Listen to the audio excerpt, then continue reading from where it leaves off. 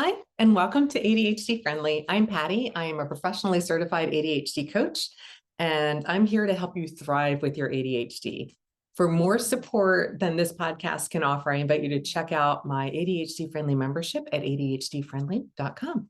This week, in this episode, I'll be celebrating an ADHD friendly trip.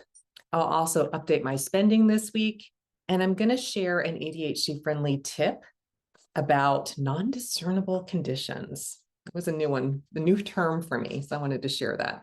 And then, of course, I have my product of the week, and we'll dive into the main topic, which is sparkly decluttering trends. I'm going to break down what the really popular trends are right now in decluttering.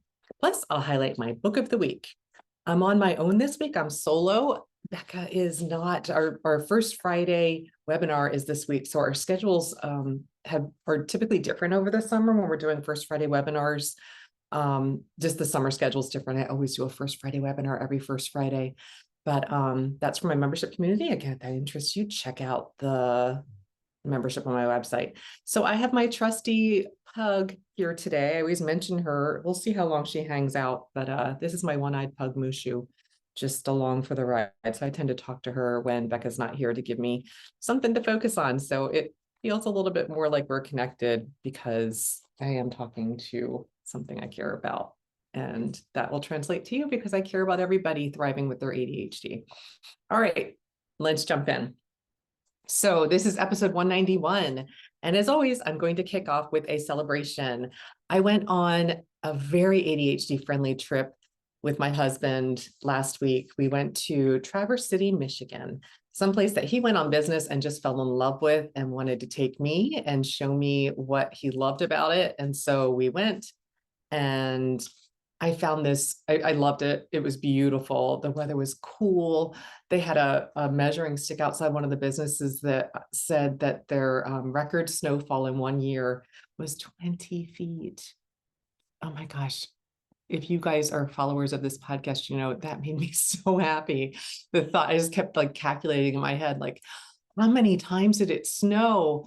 And what's their average snowfall? So apparently their average snowfall is just over 10 feet. I'm not going to lie, this interests me a great deal, but another time. So I found a very cool, unique, custom t-shirt shop in downtown Traverse City. And I got this t-shirt that I wanted to highlight for the podcast. If it's reversed, I apologize. I'll read it to you. It says, "Powered by ADHD, stand clear." I just thought this was so cute. So the little image reminds me a bit of Wilson from Castaway, when Tom Hanks' character painted on a volleyball a little face to talk to. And so I just thought it was so cute. So the owner of the shop apparently has developed his own custom designs. And that's what made me get the t-shirt, because I thought, well, nobody else, unless they've been to this specific shop inside this one location in Traverse City, has a chance of having the same t-shirt. And that was very sparkly in my brain because I see a lot. I have ADHD t-shirts, and you know, they're pretty common. The ADHD, like 88, like AC/DC kind of logo, or the squirrel one. And I just thought, oh, I want one that's my own, that it's, you know, unless you're like, again, you went there. And if you did, episode 191, I'd love to hear it. But if you like this and you want one of your own, or you want to check out some of their other really cool designs, the shop is called Roth Shirt Co. So their website is Roth, R as in Richard, O-T-H, shirt, S-H-I-R-T, co.com. I invite you to check it out. There's a 10% off code if you sign up for their email that they will send you. I'm just going to hold this up. You probably won't be able to scan or use it in any useful way, but just in case you can, they do have a QR code to scan. And there goes Moosh. Take care, Moosh. So I just wanted to share because they just had fun, quirky, really humorous shirts that I fell in love with. And their feel is really, really soft. They had options. I could get any of the styles. So I had this one put onto a blue shirt, short sleeved, because that's what I wanted. And you can see it has their little logo on it. It just made me happy, and it's so comfortable. And so this was $30. This is one of the things that I purchased this week. And the other thing I purchased was also in Traverse City, and it's not here yet. I was really hoping to hold it up. We tried to put it in our carry-on bag, but it was too large. But because time management is such a big challenge of mine, I love clocks, particularly analog clocks. I love analog clocks. And so this is an analog clock that was made by the Amish community. Let me see if I can straighten it out a little bit. I took it just as a reminder because it wouldn't fit in our luggage. And so it's being shipped to us and it hasn't arrived yet, but it's the Great Lakes. And what I love so much, and I don't think it's going to translate, maybe it will if I hold it up enough. You can see it shows the depth of all of the Great Lakes, and it's carved out in depth. So it's not just like a drawing to represent the depths. It literally goes deeper and deeper into the wood to represent that. And I found that representation so, it was sparkly. It created this sense of calm and connection. I just loved it so much. So this is soon to be my newest analog clock to support my awareness of time. And I know I'll be looking at it because it's so sparkly with the picture beyond and the depth carved into it, that I just love it so much. So I wanted to highlight that. This was not inexpensive. Luckily, it shipped for free when it didn't fit into our carry-on bag. This was $145, but I really thought a lot about it. And I was like, time is such a challenge for me. This is really a tool I can use. Okay, so that's everything I spent. I'm kind of excited about that. I didn't spend money on anything that was frivolous or unintentional, and that's a win. This month we're still in June, and I'm doing dollars and dopamine in my membership community. So I'm very focused on what I'm spending money on. Technically, I purchased this the very last day of May, the very end of May. So I felt like I was squeezing it in under the radar before I really did the intentional focus in June of what I'm spending on. So that's a little celebration too. All right, so now for my product of the week. It's the Trader Joe's Fearless Flyer. So if you're already a Trader Joe's fan, I know you're not alone. I love Trader Joe's. I tend to go in waves where I get into it and out of it and into it and out of it. And right now I'm out of it. I haven't gone for a while, but I got this flyer in the mail, and it totally, I'm like, okay, genius on your part, Trader Joe's, because I love to read things while I'm eating my breakfast in the morning, because I always eat my breakfast alone. Almost always, because I'm like the first one up in my house. And I just loved it. It was like a description of all of their products, all of their new berries. And this was the May 2025 issue. And as I was reading it, every little article, quote unquote article, is just a little description of a new product that's coming out, that's available right now, or a recipe that you can use to make something with the things that they have in the store. And just as I was reading it, I was like, oh my gosh, this is so many things. Maybe I should go get my little flag so I can flag what I'd want. I came, and this is what makes this my product of the week. I came to page 9, where it had a beautiful list. It's just called The List. Everything in this issue is available in this little cutout shopping list. I could go through and check off what I want and take it to the store and buy it. So much more user-friendly than anything else I was trying to think about how to hold in my mind what I wanted to buy, that I immediately decided it had to be the thing I shared in this podcast, because it's a great example of things that support our brains. So thank you, Trader Joe's, for making this ADHD friendly. Even if it wasn't intentional, it definitely resonated, because just as I was starting to feel overwhelmed it would be a good way, but it really isn't, because I thought, well, how will I remember all these things I want to get? How do I remember they exist and that I wanted them? And the list, genius. So that is my product of the week. Trader Joe's Fearless Flyer. Great concept. All right. Now for this week's ADHD friendly, really just information, if you will. It's kind of a tip, but just something to be aware of. So when my husband and I flew to Traverse City for our trip last week, we flew on United. And I don't know if this is just part of, the flight attendants do their spiel in the beginning and they do their safety talk. Well, this flight attendant used the term non-discernible condition. And she was referring to that term when she was checking in with people who were in the exit rows of the aircraft, if they would be willing and able to open the exit door in the case of an emergency. And she said, if you have a non-discernible condition, please let us know and we will, switch your seats. We'll find a way to make sure that, if they don't feel like they would be able to open it for some reason, it isn't obvious. So they don't have necessarily maybe like a cast on their arm or something like that. So non-discernible conditions are conditions that are invisible. You can't see them. So of course, ADHD falls under that umbrella. And there are others. There's a lot of them. I'm just going to share a few. So anxiety, depression, PTSD, epilepsy, diabetes, hearing loss, sensory processing difficulties, fibromyalgia, and of course, ADHD. These are just a few. There are many more, but I thought this would be the perfect opportunity to remember that if you have ADHD, you have one of these non-discernible conditions. And I immediately thought when she said that, how that was really helpful, because if I was sitting in that seat and I felt overwhelmed at the prospect of opening that door, even if I was physically able, I didn't trust myself to manage in a crisis, if I was responsible for not just myself, but others getting out safely by being able to open the door, maybe I get overwhelmed. And if I don't feel like I can raise my hand, because I might get in my head and think, why would, maybe they're going to look at me and think, what's wrong with you that you can't open the door? You look physically able to do it. What's going on? And somebody might be irritated if I tried to change seats with them, or whatever would come in my mind with all of my ADHD creativity firing. And I just love that she included that, because it was a very kind of leveling term, that there was no judgment behind. It was just, hey, if you feel like this is not something that you would be able to do due to any reason, including a non-discernible condition.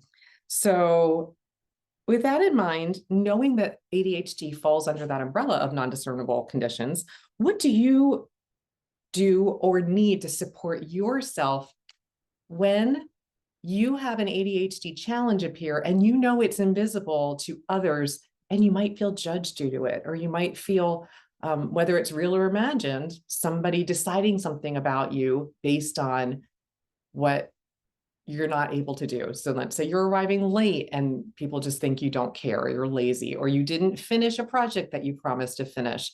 And how do you advocate for yourself? How do you share what would be helpful for others to know, because your ADHD is a non-discernible condition? So that's my tip for the week, just to be aware of that and how you would use it. I always do use metaphors like this when talking with parents, because the challenges are really often, parents will reach out and they're very frustrated, and I have to remind them, like, okay, it's not like they have like a cast on their arm. It's more like, they have, something that requires medication, like if you would use diabetes as an example, and you can't see that their blood sugar is running low. It's the same thing with our ADHD brains. We can't see that, we're not listening because we're bored, because our brain is understimulated.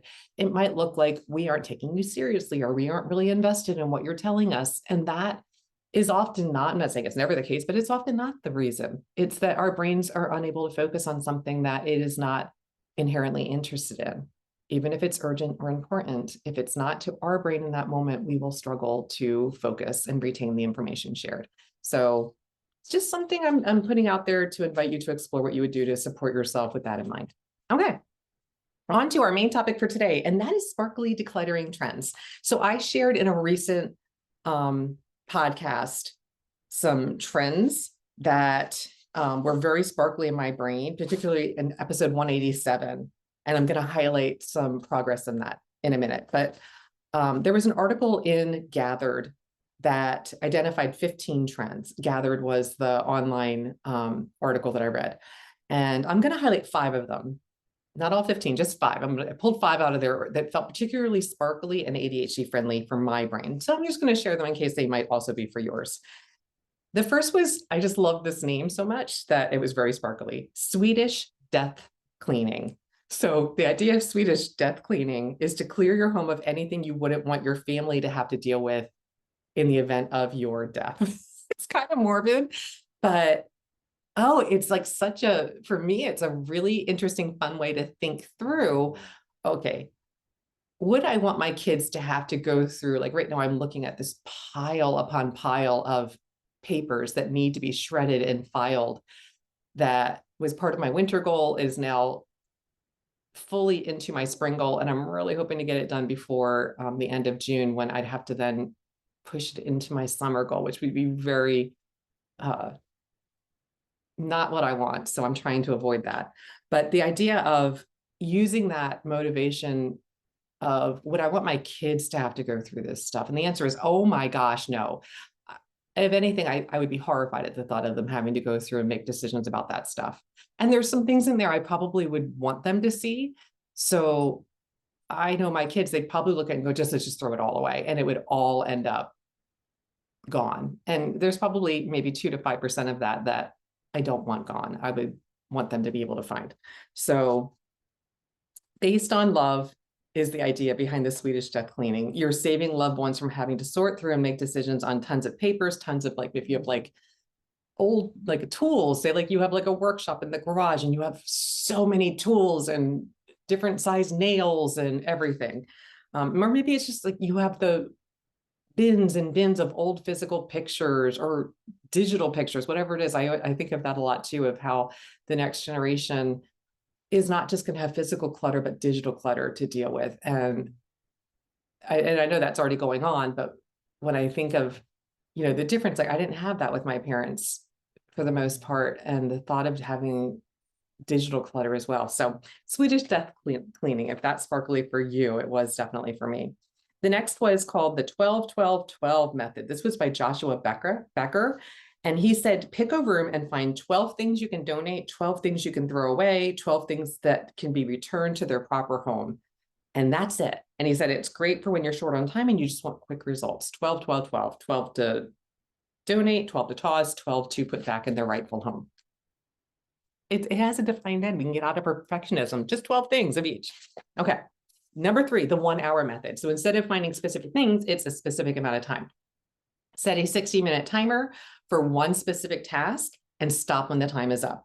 So if you do this every day, that feels like a lot to me. That was a suggestion. I changed it to every weekend, or maybe just every Saturday, or maybe Monday, Wednesday, Friday, whatever would work for you. Have a set structure to it so that you're moving forward, because the goal is to use the 1 hour method over time to make dents in the clutter.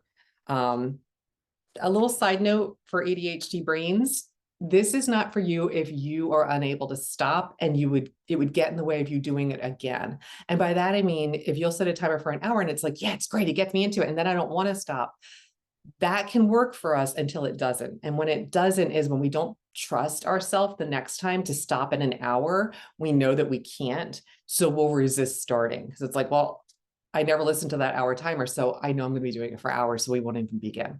So notice if this method is sparkly and what would get in the way of trying it. It might be narrowing it into, I'm going to do this one shelf and if I finish it before an hour is up, great, but it won't take me longer than an hour. So maybe identifying smaller things instead of, I'm going to start on my clutter pile and I'll stop at an hour.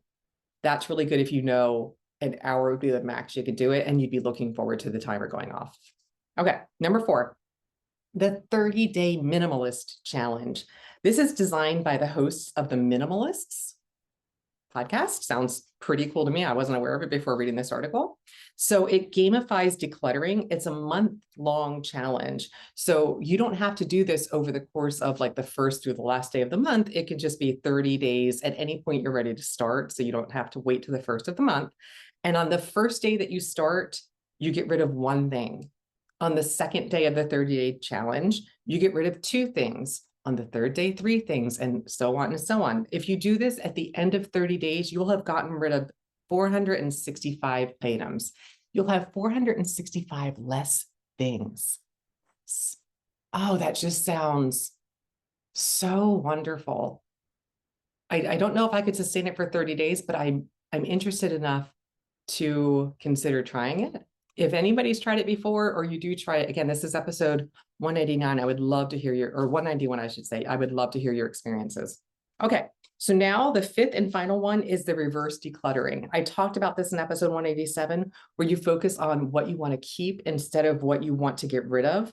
It's more of that positive, oh my gosh, I love these things. I would do anything to make sure I hold on to them, as opposed to kind of going through and deciding for every single thing, is it worth keeping? Do I fit in it well? It's just hold on to the things you love. So in this process, step one is identify those things that you cherish, you love, and you use regularly. Step two is discard or donate the rest. So I shared that I found this really sparkly to do with my shoes, and it worked really well. I got rid of 2 bags of shoes to Goodwill, and some of them were brand new. Just I like wore them and literally walked around my bedroom and thought, I will never wear these, because I could feel how much they were hurting my heel. So they were, in pristine condition, but I kept holding on to them. I was like, well, maybe. And I was like, no, I don't love them. They hurt. So it's hard to love something that hurts you all the time. So I took it a step further, and one of the steps in this tip was to fold things neatly so that you can see. It was a way of folding your shirts and t-shirts and such, so you could see them and stack them. I have a really hard time with stacks. I've been doing that for a long time, where I take out one and everything else just kind of ends up in a jumbled mess. So I tried this other approach, and I started it. I was only going to do it with my husband's t-shirts because he has so many t-shirts, and I sort them by solid t-shirts, printed tees, and Hurricanes tees. We're a huge Carolina Hurricanes fan, so he has a lot of Hurricanes tees. And I found it very sparkly. I turned them on their sides in his on his shelf in his closet, so you can see what the t-shirt is at a glance, and you pull it out like a book. And you guys know I love books, so I just found that really sparkly. I didn't want to share it right away because I wanted to try it for a month or so and notice, does it create the same problem? Do they fall over? Now, I'm going to be really honest here. I loved it so much, I did it with my sweatshirts on top and sweaters on the bottom. I love this because I can tell what they are. My big challenge with my clothing is, if I can't see what it is, I forget it exists. So I found this really sparkly. The one thing I will note is it creates some urgency to keep up with the laundry, because once a few of these are gone, they do start tilting over. I have these plastic shelf dividers. It's almost like a bookend that I push to make the t-shirts stand up again. You can see I have them here and here. And I have them on, yeah, actually you can see them a little bit better on my shirt, on my picture. I have them down here, you can see, separating my my husband's jeans from his workout shirts, and his hurricane shirts from his printed shirts from his solid tees. And that really helps them stand up. The folding into the thirds required for them to fit neatly like this is taking a little bit of practice, but so far I am keeping up with it. I'm not sure if I will sustain it long term, but right now it's still very visually sparkly to walk in and see it. It looks really neat and cool. So it's just a matter of whether or not I'll continue to maintain that structure over time. And summer is the perfect time to try it out because we're wearing t-shirts all the time. So I wanted to share that update and the pictures in case it's sparkly to you to give it a try. All right, finally, our book of the week. And my book this week it's called The Writer. It's a thriller from James Patterson and J.D. Barker. And the little quote here on the cover, "You'll never forget the ending," spot on. So I gave this book 4 out of 5 stars. It just came out in March, so it's a new release. Its unexpected ending was my favorite thing. The book itself, the best thing I can say to help you connect to it is it reminded me of The Departed. It was engrossing. It was a super quick read, and I gave it 4 out of 5 stars. So if you like James Patterson, I know a lot of his books recently, he's writing with another author. So this is with J.D. Barker.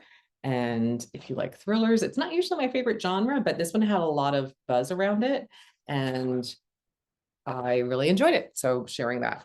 So here, finally, my quote of the week, and this is a quote from James Clear, one of my most oft quoted quotes of the week. He said, "Stress and worry tend to be higher before you act. Without action, all you can do is worry. Once you begin, fear shrinks as you start to influence the outcome."